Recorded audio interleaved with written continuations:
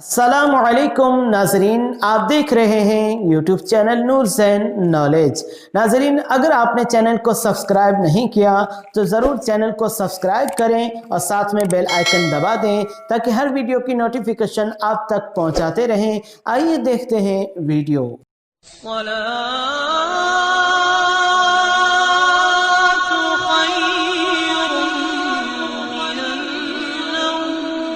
नाजरीन, असलम स्कूल से वापस आया तो बहुत परेशान था। आते ही वो टीवी हॉल में बैठ गया और रोने लगा। उसकी अम्मी कुछ काम खत्म करके बाहर निकली तो उनकी नज़र अपने लाडले बेटे पर पड़ी जो अपना बस्ता ज़मीन पर फेंके पलंग पर बैठकर ज़ारो कतार रो रहा था। वो बेकरार होकर असलम के पास आकर बैठ गई और उससे रोने की वजह पूछी तो उसने उन्हें रोते हुए बताया, अम्मी मेरी सुबह ही ख़राब थी। सुबह सुबह बारिश होने लगी थी और मेरी आंख भी देर से खुली जिसकी वजह से मैं स्कूल वक्त पर ना पहुंच सका और टीचर से डांट पड़ी। आज हमारा टेस्ट भी था। मैं तो पहले ही सब कुछ भूल चुका था जिसकी वजह से टीचर से मार पड़ी। हाफ टाइम में मेरी एक लड़के से लड़ाई हो गई। मैंने उसे मारा और उसने भी मुझे मारा। फिर ये हुआ कि स्कूल से वापसी पर कुछ शरारती लड़कों ने मुझे धक्का दिया जिसकी वजह से मेरा पाँव कीचड़ से भरे गड्ढे में चला गया और मेरा जूता गंदा हो गया। ये कहते हुए असलम ने अपने जूते की तरफ इशारा किया और फिर बोला, अम्मी सुबह से मेरे सारे ही काम उल्टे हो गए हैं। अम्मी ने कुछ देर तक असलम को गौर से देखा और फिर प्यार से बोली, बेटा क्या आपने आज फजर की नमाज से दिन का आगाज़ किया था? ये सवाल सुनकर वो शर्मिंदा हो गया। अम्मी उसे समझाते हुए बोली, अल्लाह ने हम पर 5 वक्त की नमाजें फ़र्ज़ की हैं जो हमारी बेचैनी को सुकून में बदल देती हैं और जन्नत में दाखिल होने का ज़रिया भी हैं। अगर आप फजर की नमाज से अपनी सुबह का आगाज़ करते हैं तो अल्लाह ताला आपसे खुश भी होता है और आपकी हिफाजत अपने ज़िम्मे ले लेता है। इसलिए बेटा अपने आप को नमाज का पाबंद कर लो।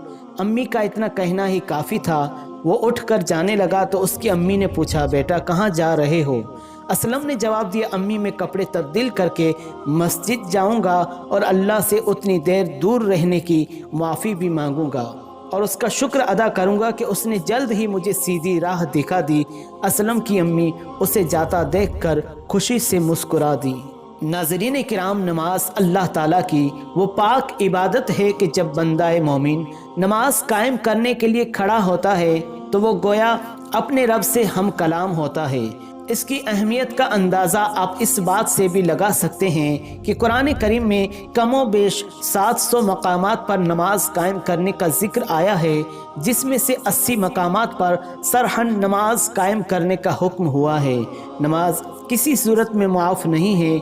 अगर आप खड़े होकर नहीं पढ़ सकते तो बैठकर पढ़ें। अगर आप बैठकर नहीं पढ़ सकते तो लेटकर पढ़ें। अगर आप लेटकर भी नहीं पढ़ सकते तो इशारों से भी पढ़ें।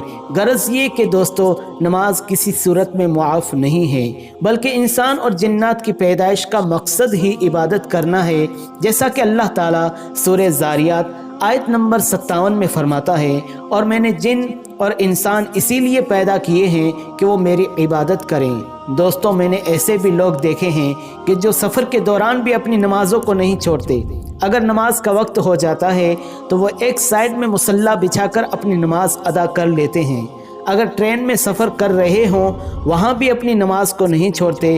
वो प्लेन में सफ़र कर रहे हों, चाहे गाड़ी में सफ़र कर रहे हों या किसी मैदान में मौजूद हों, चाहे वो खेल या स्पोर्ट्स का मैदान ही क्यों ना हो, मगर जैसे ही नमाज का वक्त हो जाता है वो अपनी नमाज अदा कर लेते हैं। दोस्तों ये वो मुक़द्दस इबादत है कि जब बंदा सजदे में जाता है तो अल्लाह ताला उसके सबसे ज़्यादा करीब हो जाता है।